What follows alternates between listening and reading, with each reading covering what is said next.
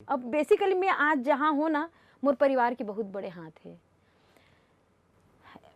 Mummy papa, मोर भाई या मोर पूरा परिवार एकदम तगड़ा सपोर्ट में खड़े रहा है। मोर काकरो हिम्मत नहीं रहा है। नहीं तो हम वो जनरेशन से हैं जहाँ मतलब बहुत ज़्यादा रोक टोक रहा है। अरे अपन बेटी भेजा तो बिहाव के लायक हो गए, ओकर लड़का देखो, बिहाव करो, कहाँ ना चल जाते, ऐसे वैसे बहुत ठन चीज रही से। तो अब बालोद आना जाना होथे कि रायपुरे के होके नहीं रह गए नहीं, हो? बालोद आथों जात हूँ मैं तो, परसों से आए हूँ।